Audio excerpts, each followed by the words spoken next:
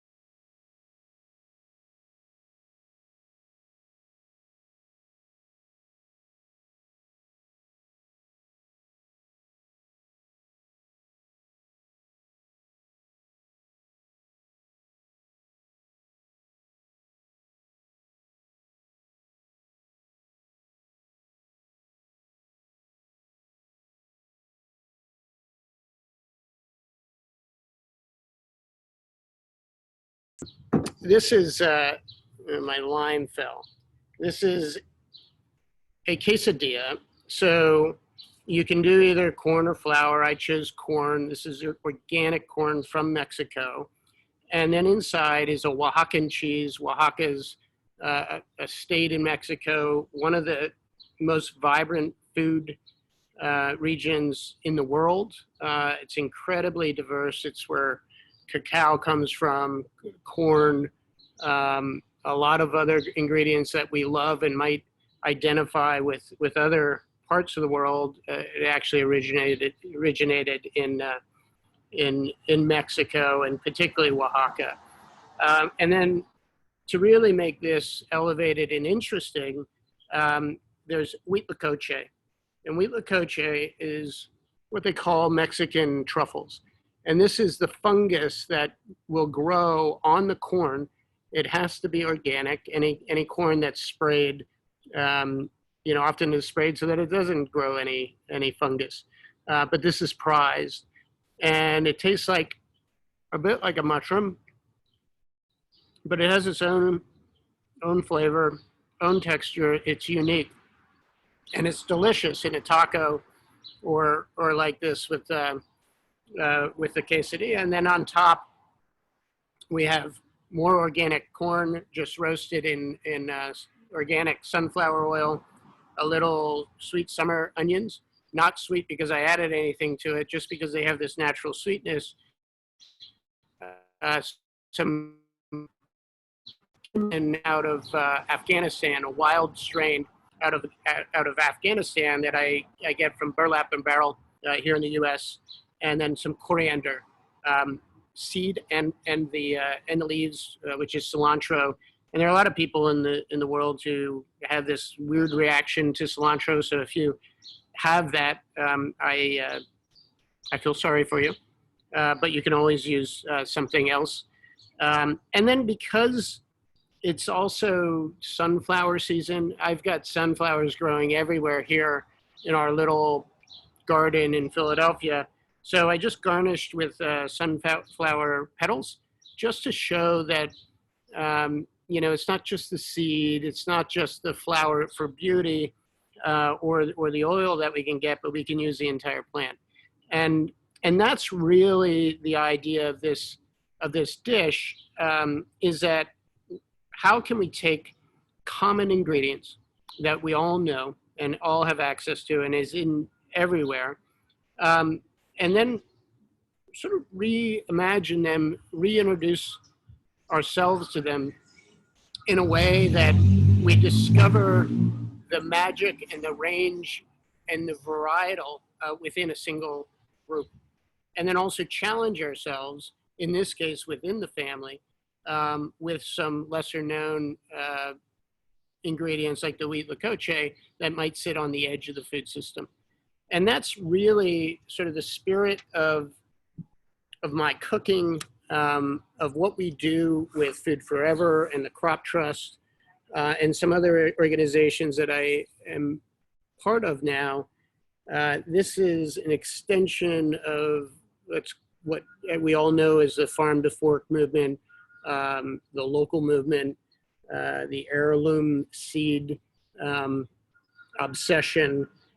This is just the next step to really celebrating and unlocking the mysteries and magic of our food system. And with this, I just hope that one, you would challenge yourself to find some of these ingredients. It's not easy to find wheat lecoche, and then also understand the power of substitution. If you can't do that, you can do a mushroom, you can do other things. So don't get stuck just because you can't find one ingredient, because that need to always have something predictable is what holds us back from discovering the unusual. So I'm going to taste this because I'm starving. It's about 2:30 in the afternoon and I haven't eaten anything. And then I just want to kind of open it up to conversation so that I can be of service. There are a lot of things you can find on Google, but hopefully I can answer in such a way that it's not on Google. That's really good. Enjoy. So guys, please go ahead with your questions. Maybe I start the round, but it will be kind of difficult because you read in the same time. So please take your time with the answers. But if you could tell a bit about the Food Forward initiative and your role as a champion to the participants, that would be great. Let me clear myself real quick. Yeah, so Food Forever is really the extension of the Crop Trust, which is missioned with preserving the diversity of the seed stock around the world. They co-run the Svalbard Global Seed Vault, which is a redundant backup supply of the world's crop diversity. So think of a Noah's Ark almost for plants. And then Food Forever is a broader tent that invites stakeholders in the food system who otherwise might be operating in their own silos of self-interest without an opportunity to collaborate. And and the magic of that is when you're invited into this tent of Food Forever, it puts me as a chef and as a restaurateur in the same room as, you know, Unilever or Mars or Google or the United Nations or the World Wildlife Fund, and Seed Savers Exchange, Cornell University. So suddenly you're in this collaborative environment, this collaborative community, all centered on this mission of preserving a food system that is at risk of being diluted down to just a few ingredients. And that gets into a whole host of complexity that many people can't fully understand. But what we have done is attached ourselves to the UN's SDG 2.5 specifically, which is centered on preserving agrobiodiversity, both in the plant system and also the animal system. The diversity of old breeds that are important for breeding programs, but also the protection of our history and celebration of these plants and animals that offer so much interesting flavor and texture. And as a chef, I'm uniquely positioned because I can understand what's going on with these forever plans drawn out by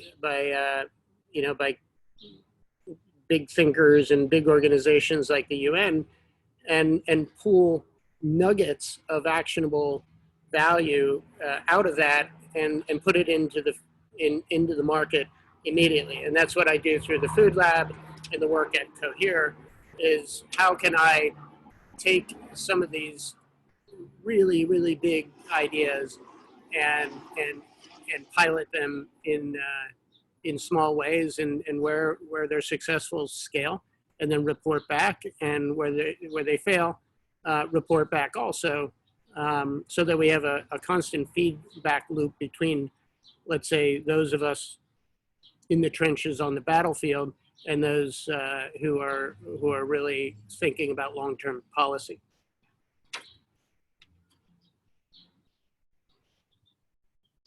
Does that answer your question? Yes, thank you. Just had to unmute myself. So guys, we are ready for your questions now. Leonardo, I saw you eating. How was your quesadilla? Actually, I was just having a regular dinner here in Italy. You're having a bowl of pasta. No, yeah, I had salad.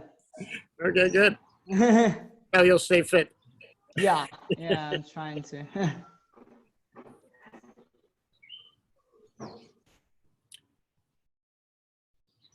How can I be of service to the group here?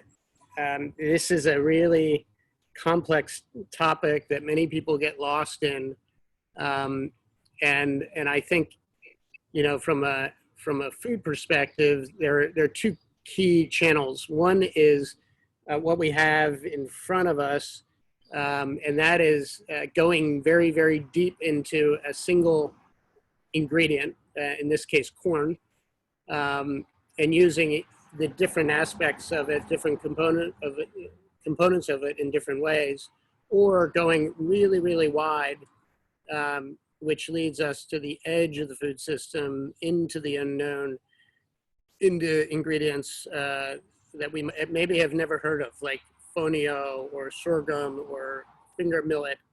And those might be familiar to some people in the world, but not broadly.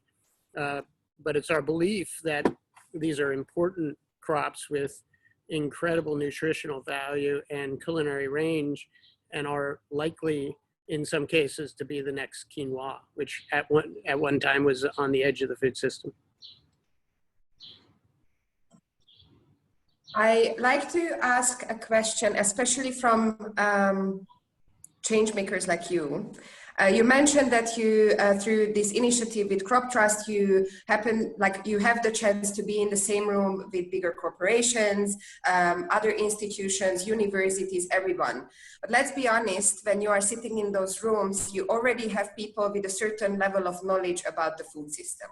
And then we have others, consumers, whose connection to food is literally by eating.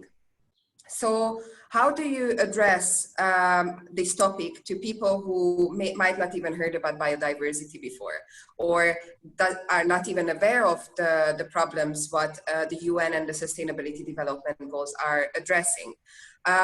What is the language, or what is the way how you try to reach out to consumers? Because we all know we need to create that demand as well for supermarket shelves to change, for consumers to maybe shop on a different way and not follow recipes gram by gram, but understand that there are substitutes for almost everything. Yeah. What communication do you think is the best to use? Yeah, so that's a really good question. The short answer is meet people where they're at. Not everybody's at the same place. So the language that I use when I'm at Google in California, or at the United Nations in New York, or in Svalbard at the seed vault with a bunch of plant scientists, is much different than when I'm communicating to my team, to the under-resourced, let's say educated. So the one universal language is deliciousness. So if you can make something delicious, craveable, relatable, and accessible, both in terms of, I can go to the store or the restaurant and get it, or when I get there, I can afford it. That's key. But if people don't even try it, then deliciousness doesn't matter, because you need trial. And I think the trial, the sort of the easy button on trial is health and wellness. So not everybody sees health and wellness the same way, but if you lead with, this is a superfood, for example, then people, they don't necessarily know how to define that. They can't rattle off the nutrients that make up a superfood, or why. But if you are able to message in that way, and say this is a superfood, and not lie that it truly does carry intense nutritional value, then people buy into that. They say, I'm going to eat kale, I'm going to eat acai, I'm going to eat quinoa because it's really good for me. And somebody will then figure out how to make it taste delicious. So kale wasn't always delicious. You have to work with it a little bit. And that's where we get into the different layers of anything, whether it's food or fashion or music or art. There's a great scene in A Devil Wears Prada, which is it's a movie about Anna Winthorpe, and her assistant very critically says, why does you guys make such a big deal out of this? It's just fashion. And Anna Winthorpe turns to her and just leans into her and says, that sweater with that color, which she names, was chosen for you 5 years ago, spring season, in Milan by Karl Lagerfeld. And it went through a series of filters and reinterpretations and marketing channels before it found its way to your discount rack on some Kmart shelf. food is exactly the same way. So you have the great chefs of the world, you have the foodies of the world, you have the people who will fly to Noma for dinner, pre-COVID. And eventually people start to pay attention what Rene Redzepi or Jose Andreas or Dan Barber or whoever is doing, and they start to replicate. And that makes it down to the local bistros, which then ends up in the local markets, which ends up creating demand to grow certain ingredients by the local supply chain and produce certain things by local artisans who then, if they're successful, scale up and begin to sell as consumer packaged goods, which ends up in the supermarket, first at Whole Foods and then at the bigger markets. And eventually the best end up getting all the way through to the 7-Eleven or the the corner deli. And there's there's sort of a Darwinian filtration system to all that. And there's dilution along the way because the economics and everything else. But that's sort of how it works. And if you get it right and say, I'm going to pick fonio or wheat lacoche in this case, and I'm going to just make a name for myself around that product, and eventually people will pay attention if I'm skilled enough, you can get it into the food system at scale. And our goal is to inspire as many chefs and food companies and media outlets as possible, and farmers and producers to really celebrate a few ingredients that are true to their heart and go for it and go do the work, so that we're not all getting behind one ingredient and just creating another monocrop problem there. But we have advocates and champions throughout the world working through their lens, through their channels of influence, through their supply chains, and seeing what is successful. And it's just an encouragement to lean into the new, the novel, and the obscure, and make it part of the modern day narrative of tomorrow. Thank you. I think Komi has a question. Komi, do you want to raise your point?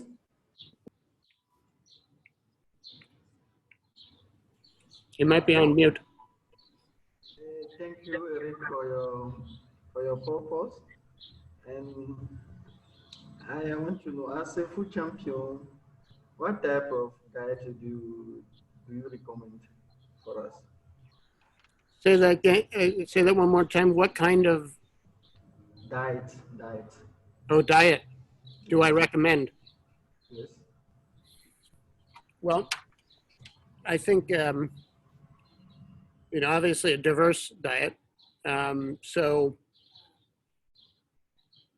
if you have access to a diversity of ingredients and you have a local supply chain that follows the micro seasons, and you have farmers who can grow a lot of different types of crops, then support them, because you're purchasing, whether you're just an individual purchasing for a household, or a chef or restaurateur purchasing for a service, or a food company purchasing for product lines.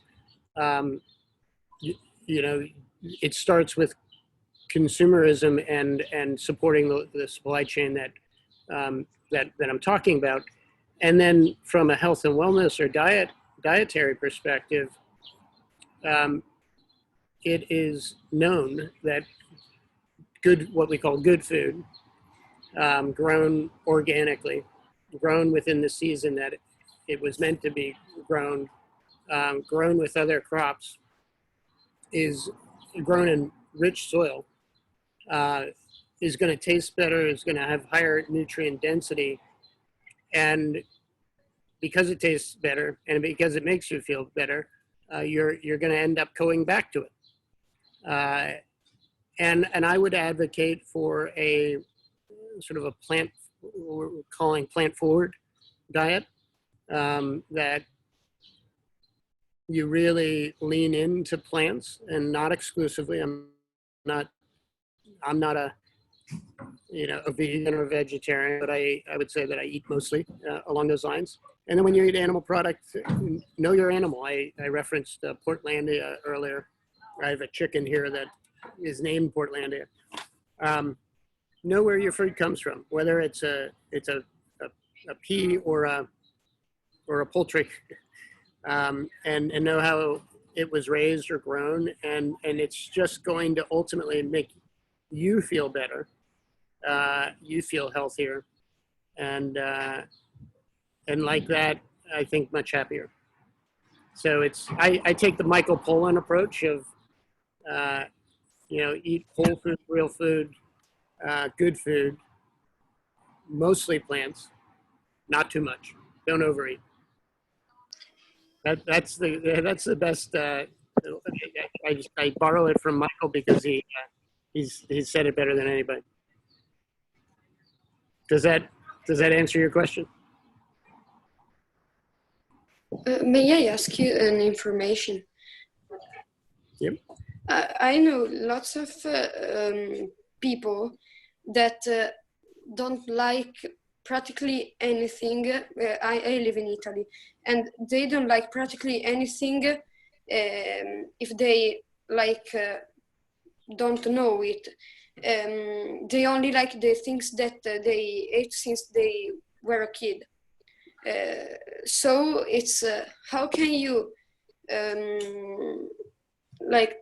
force them to try new things, to eat something different from the usual things? Because I know some people that just hearing the name of something that they never ate before, they say, oh no, I don't want it.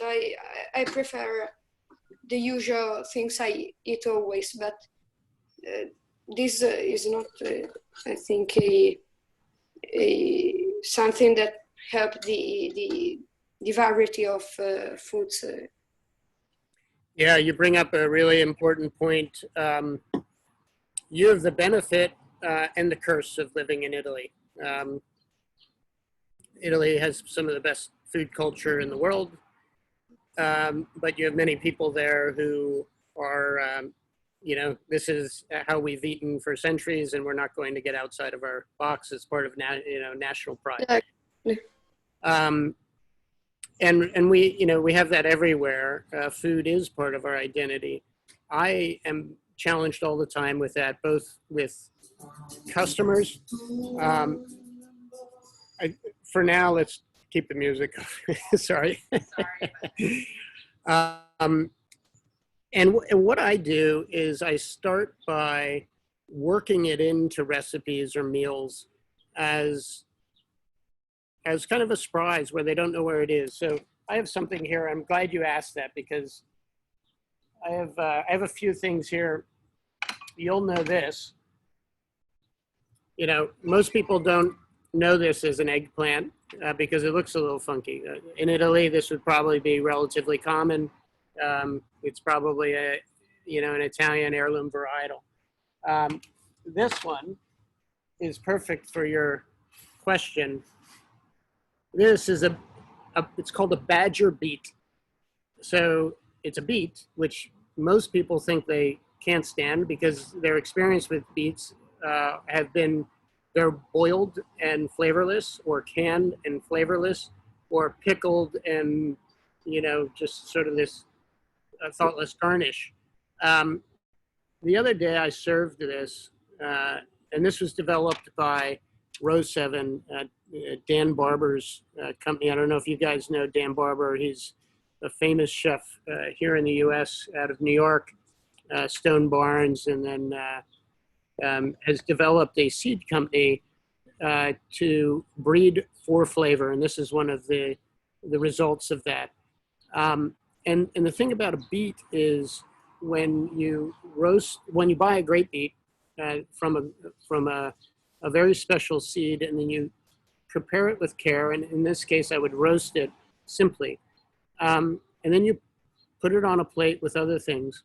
I had a journalist in the other day for lunch, and I made what I would loosely call a salad niçoise, not a book-defined niçoise, but at the bottom I just had a half of this beet roasted, and there were other things on the plate. When he got to this, out of all the other ingredients in this salad, and there were heirloom tomatoes, there were other things that were very beautiful, he said, "Wow, what is this?"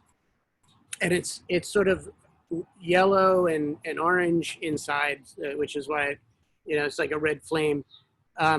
He's like, "What is that?" And I said, that's the Badger beet. He's like, "Beet? I hate beets." And I'm like, "Well, what do you think about that?" And he said, "I love this, but this doesn't taste like a beet." And I said, "It doesn't taste like the beet that you know, but this is what a beet was meant to be." And this is what I'm talking about, whether it's corn, a tomato, an eggplant, even a dish. People take Italian food from whatever region and they mostly mess it up because they don't understand how important it is to use the ingredients of the region. So one of my favorite regions is Bologna. And what's so good about it is it's super simple, but it's pristine ingredients from the region that has deep history. But if you don't understand that, if you don't respect it, or you use lesser ingredients to replicate a bolognese or something, it's not going to be awesome. So that's a long answer to say deliciousness and really, really the best ingredients. They don't have to be the most expensive, but the best version of a beet cooked with care and presented in a way that, maybe you're not selling it to them. You let the beet sell itself and surprise them. And it's a little bit of that trial. People are afraid of what they don't know, which is hard for us to understand sometimes. Go ahead. Okay, thank you.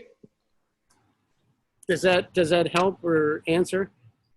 Oh yeah, thank you. Because here in Italy, I live in Bologna, and the biggest problem is to make people that used to eat Italian food, other foods. It's a very big problem. I had a friend that I told him, one time, "Do you eat sushi?" "No, I hate sushi."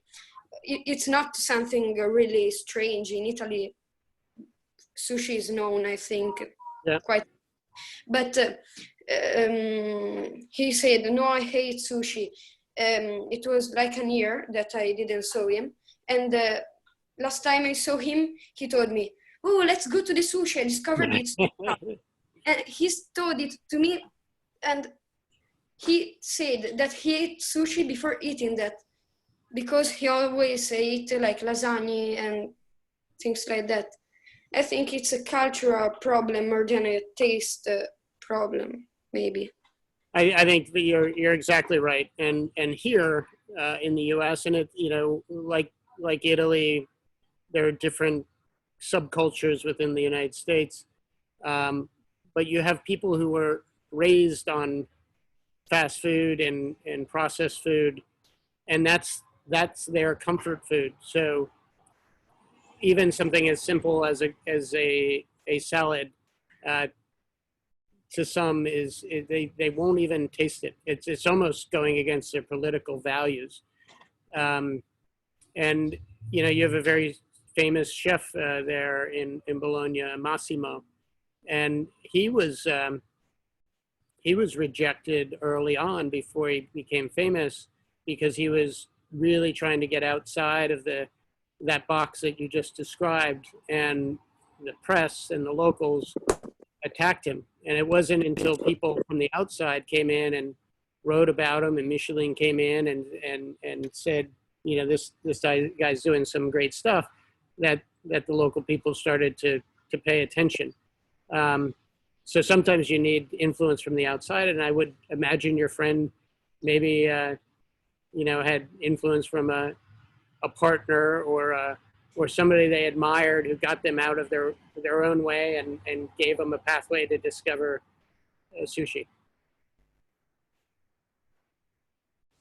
So, can I ask? Is someone else talking? Go ahead. Yeah, go ahead. So, Erik, considering the challenge of modern life, well, people are increasingly busy, and they say, I don't have time to cook, and cooking is a waste of time. So we see the increasing of delivery service, such as Uber Eats. And how can we encourage people to return to the kitchen, to return to the habits of cooking every day? Yeah, it's a great question. It's a big worry of mine, and I think it ties into the previous question that,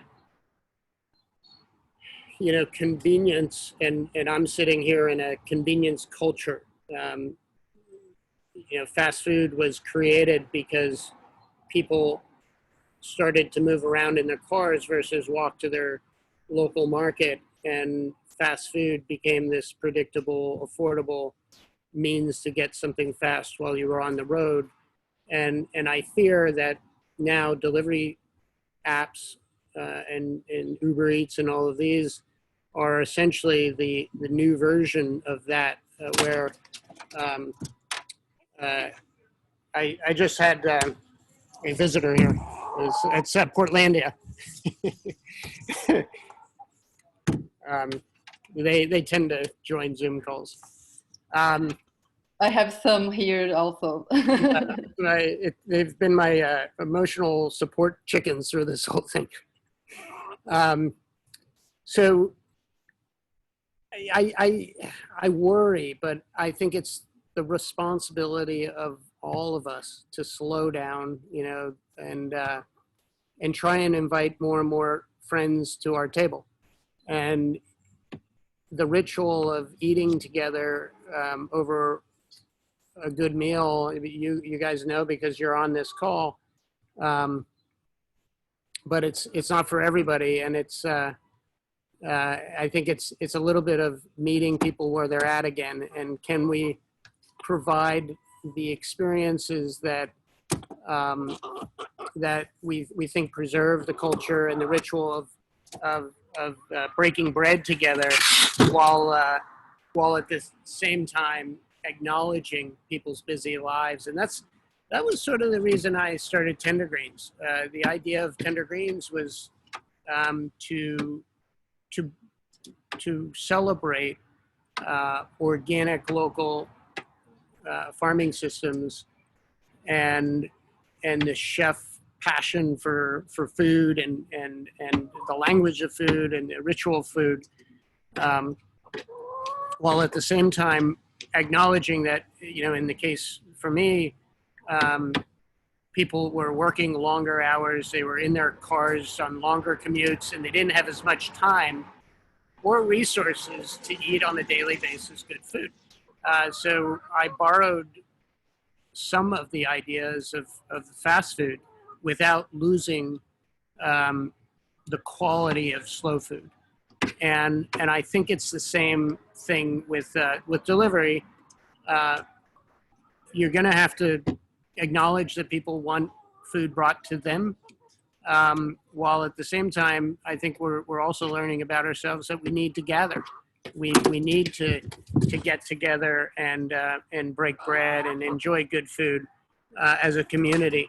And the more we can create those special moments, the more likely we'll encourage people to stop and really enjoy the food. And are you also checking in from Italy? Where are you? I'm from Brazil. Ah, Brazil. So I unfortunately have not been to Brazil yet, but I can say that the Italians get it right, and we certainly visit Italy because we love the way they live, or at least our perception of the way they live in Italy, particularly around food. And I think we can all learn a lot from the Italians, despite maybe the food box that they put themselves in the small villages. Are you seeing that in Brazil people are really going for convenience, whether it's sort of convenience food through delivery or fast food or whatever? Well, I face two different realities because I live in São Paulo. So that's the daily life. I see it most of the time. Maybe one thing that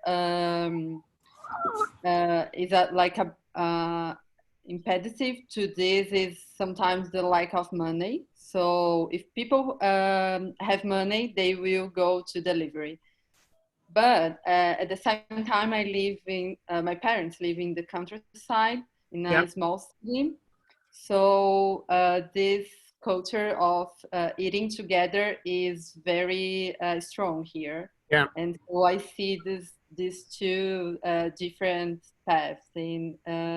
I have this tradition also with my family, and I really like your idea of encouraging people to be together around the table, promoting experience, for example. I think that it's very nice because people love eating, and when it's like magic moment, they see the true power of that.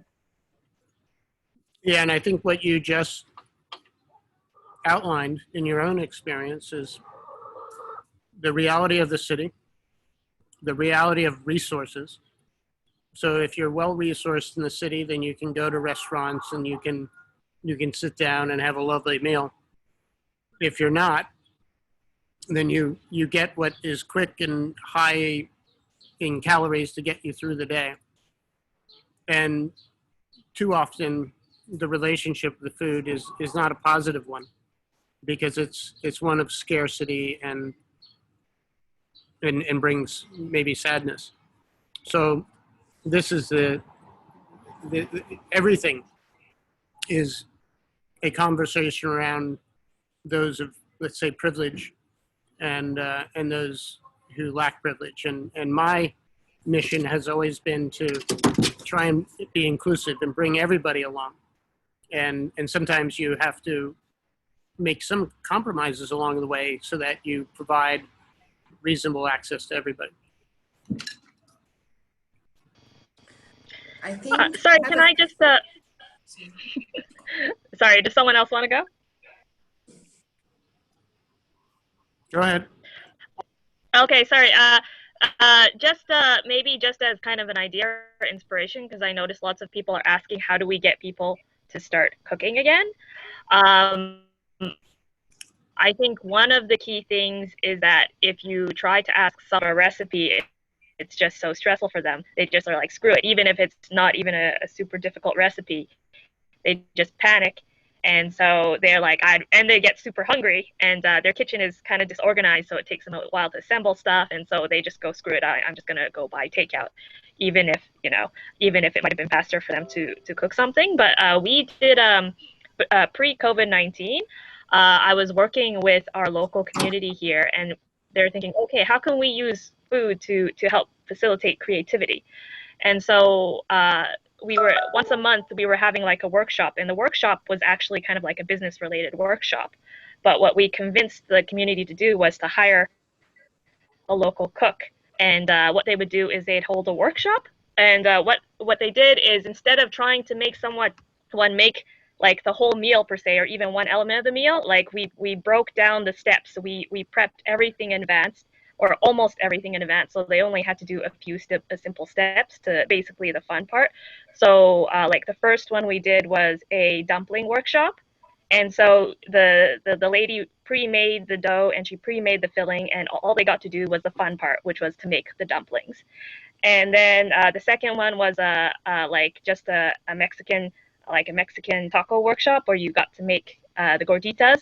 And again, she had everything kind of pre-made and just made it kind of simple so they could assemble. And in both cases, the kind of the feedback I got was that they really enjoyed it. It was lots of fun. They were doing something.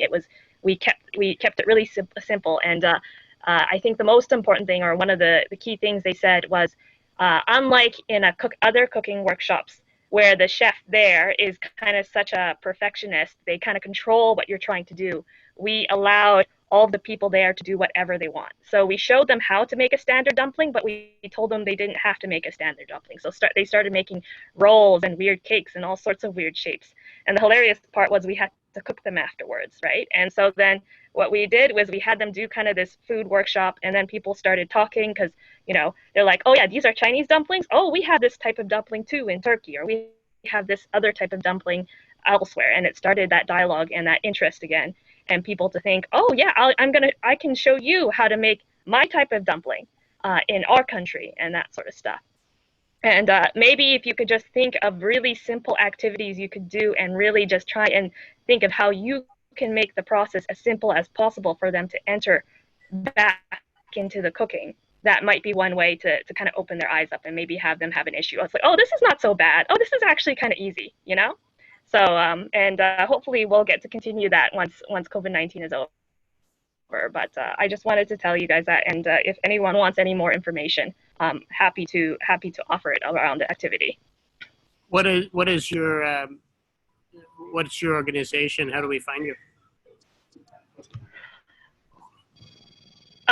It's Food Techies Finland. I'll put it here in the chat, and I'll reach out to you too, because I also was having questions about crop trust, and I was curious about how we could encourage biodiversity. And I don't know if we can get the message across to the farmers, but I was interested in figuring out how we could reach out to the farmers and encourage them to maybe grow more interesting crops here in Finland too. So, but yeah, I'll reach out to you. I was in Finland about a year ago, and you know, there's a great food culture there, and particularly around mushrooms and foraged ingredients. So you start with what they what they know and love and cherish and identify with, and move from there. A couple things came up for me as you were speaking. One, the power of the meal kit, Blue Apron here, a lot of others sort of unlocked that mystery that people still want to cook, but they want a lot of the mise en place set up for them. And then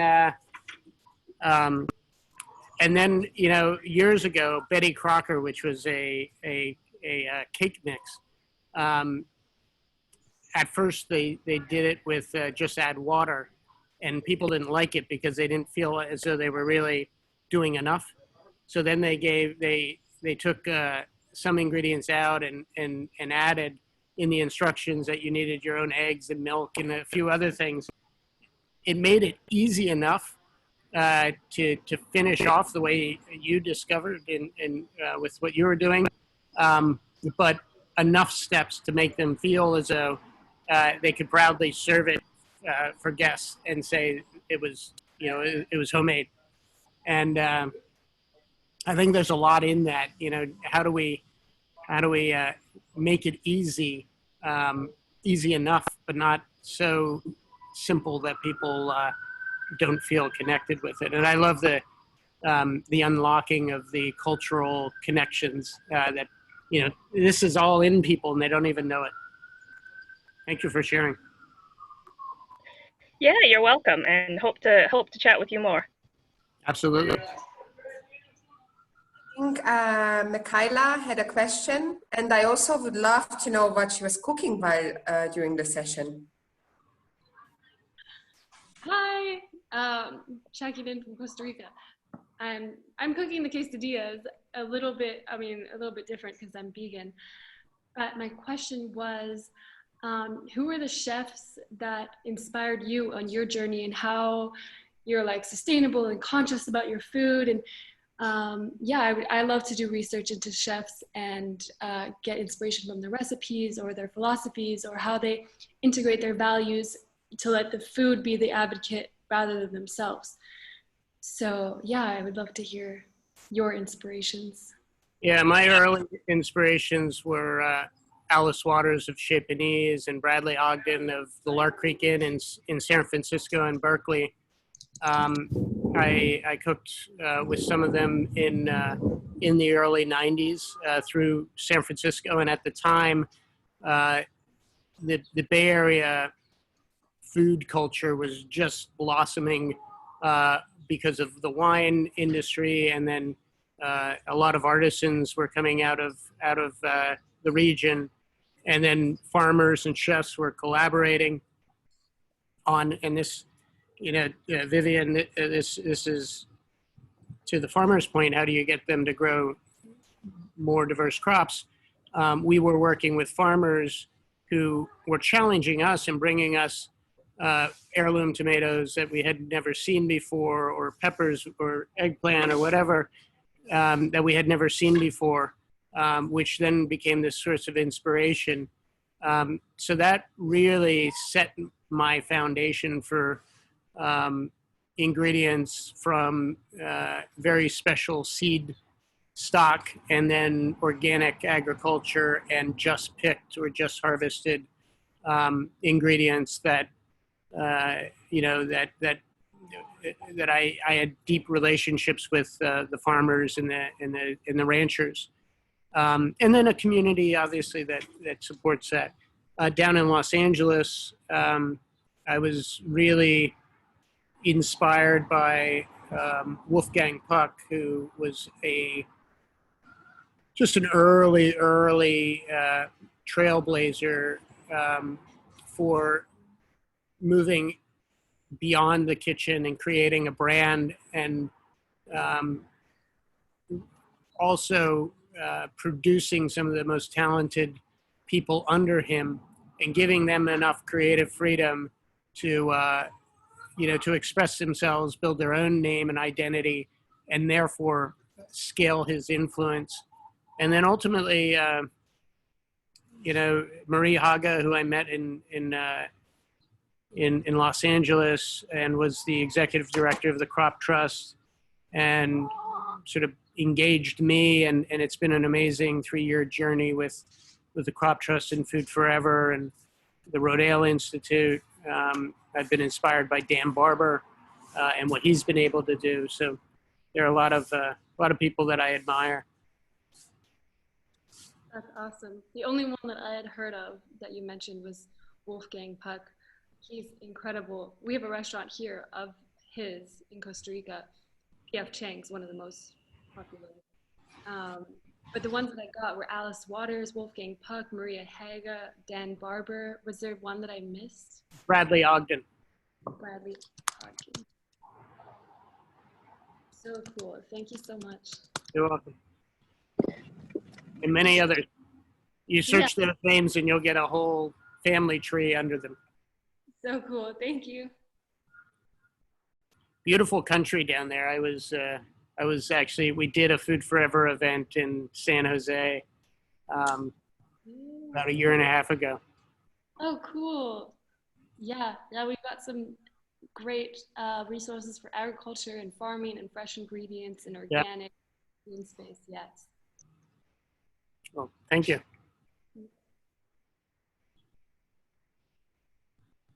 Do we have any other questions? I saw some things popping up in the chat previously, but then the questions just came in. So if we have maybe 1 or 2 more before we round off.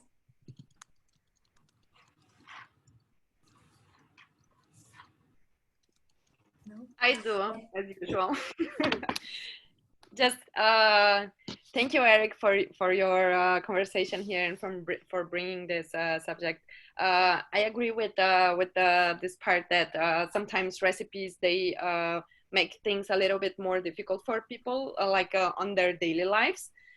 just like as chefs, I think what people are trying to do, and some chefs are, some people that show healthy recipes are doing, it's just like showing what's in season, what's on season on that country, and give like a standard recipe, but then they say, oh, you can change it for this and this and make it more seasonal and local.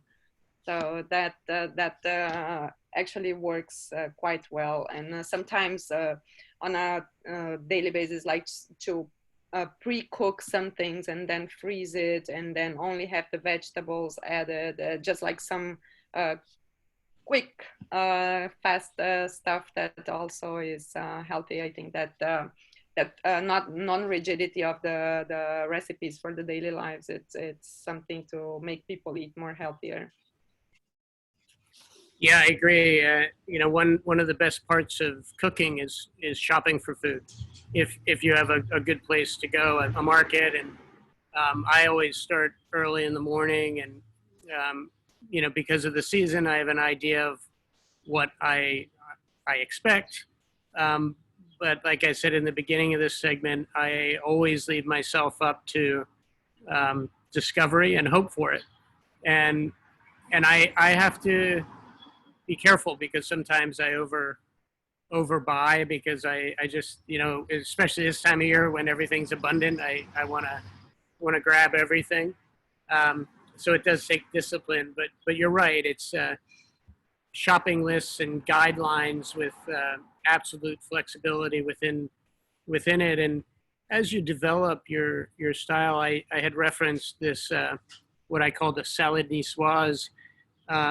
Oftentimes for me, it's either beans or grain that, you know, you can meal kit, you can have those cooked and ready to go because not all, you know, a lot of us don't have time to soak the beans. We're just not thinking that far ahead. And then, you know, you add stuff to that to make it vibrant, whether, you know, it's citrus or packed with herbs or, you know, diced vegetables that make sense for it. And then, you know, some leafy vegetables, you know, lettuces that are going to lift it and make it really fresh, garnished with whatever you find at the market. And this time of year, it could be, you know, some shaved fennel and tomato, maybe this badgered beet, summer beans, whatever.